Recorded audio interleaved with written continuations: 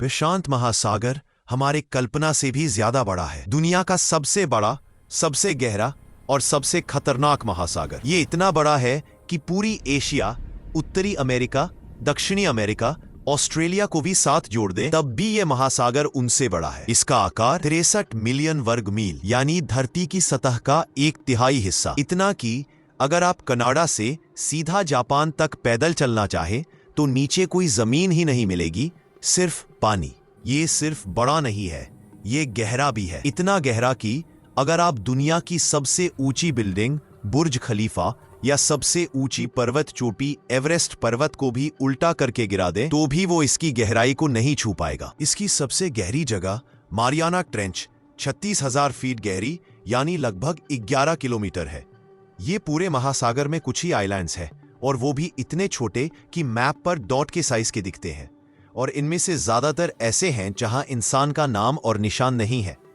यानी कुल मिलाकर बात की जाए तो अगर कोई शख्स पैसिफिक ओशन में गुम हो जाए तो उसको ढूंढना लगभग नामुमकिन है।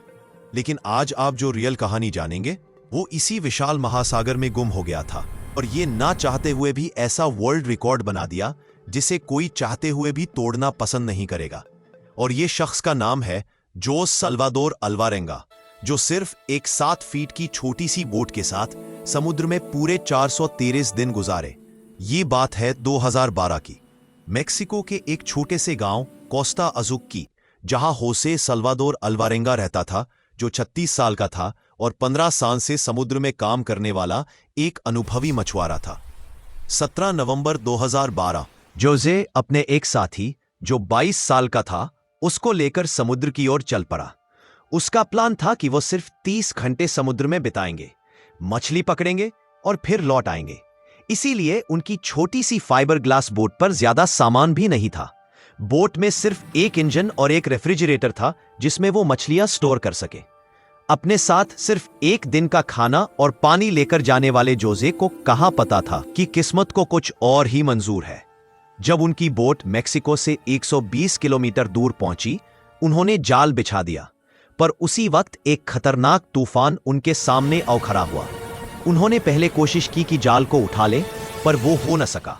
उन्होंने अपनी जान बचाने के लिए मछली का जाल वहीं पर छोड़कर वापस मेक्सिको की तरफ भागे। 6 घंटे बोट को भगाने के बाद वो मेक्सिको से सिर्फ 20 किलोमीटर दूर थे और उन्हें अपनी कोस्ट भी दिख रही थी। उसी समय उनका इंजन खराब हो गया।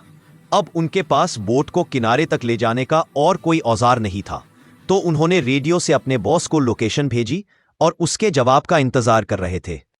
होसे और उनके साथी अब इसी शौक में थे कि जो हुआ वो उनकी मुश्किलें बढ़ाने वाला था। तेज हवाएं उन्हें वापस गहरे समुद्र की तरफ धकेलने लगी। उनके सामने उनका गांव दूर होता जा रहा था और वो कुछ कर नहीं पा रहे थे। उनके बॉस ने एक सर्च पार्टी भेज दी, पर तब तक देर हो चुकी थी। अब 4 दिन बीत चुके थे और वो कोस्टलाइन से 450 किलोमीटर दूर आ चुके थे। वो वहां पहुंच चुके थे जहां हर दिशा में सिर्फ पानी था। अब उन्हें मालूम था कि उन्हें ढूंढना बहुत मुश्किल है। न उनके पास फ्लेयर गन थी, न वे आग जलाकर धुआं दिखा सकते थे, और उनके बचने की चांस अब बहुत ही कम थे। खाना बहुत पहले ही खत्म हो चुका था।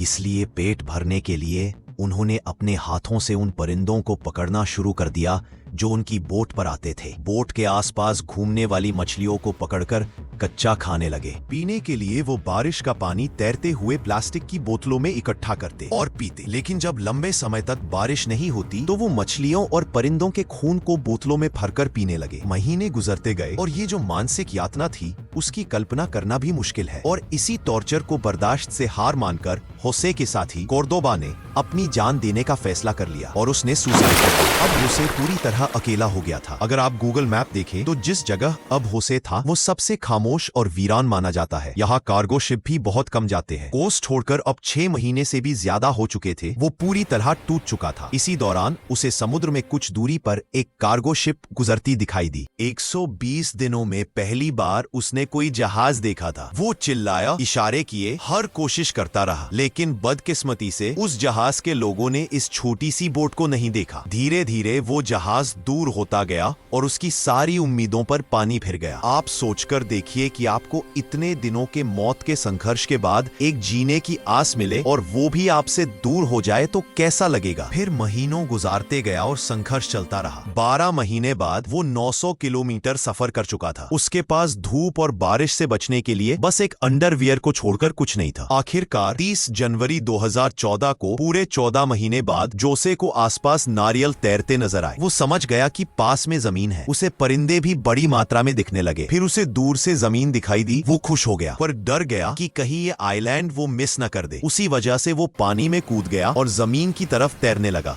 जैसे तैसे करके वो आइलैंड पहुंचा। 14 महीनों में पहली बार होसे ने जमीन पर कदम रखा। जब वह जमीन पर गिरा वह कंकाल जैसा दिख रहा था। बाल उलझे हुए, दाढ़ी लंबी, त्वचा धूप से जली हुई। उसे एक छोटा सा बीच हाउस दिखा जिसमें वहां का लोकल रहता था। यह मार्शल आइलैंड का एक रिमोट आइलैंड था जिसका नाम है एबॉन अटॉल। अगर आप मैप में देखें तो होसे अपनी स्टार्टिंग पॉइंट से 11,000 किलोमीटर दूर इस आइलैंड में पहुंचा था। और इससे बड़ी बात यह थी कि अगर होसे ये आइलैंड मिस कर देता तो अगला आइलैंड 5,000 किलोमीटर दूर फिलीपींस में मिलता। जोसे को उसके घर भेज दिया गया, लेकिन घर लौटने पर भी उसकी परेशानियां खत्म नहीं हुई। कॉर्डोबा के परिवार ने उस पर नरभक्षण का आरोप लगाया। उसके परिवार का कहना था कि वो उसके साथी को मारकर खा लिया। $1 मिलियन का मुकदमा किया, लेकिन इसका कभी कोई सबूत नहीं मिला। 438 दिन, 11,000 किलोमीटर, एक छोटी नाव और एक आदमी का अदम्य साहस। जो सल्वादोर अल्वारेंगा मानव इच्छा शक्ति का जीता जागता प्रमाण है।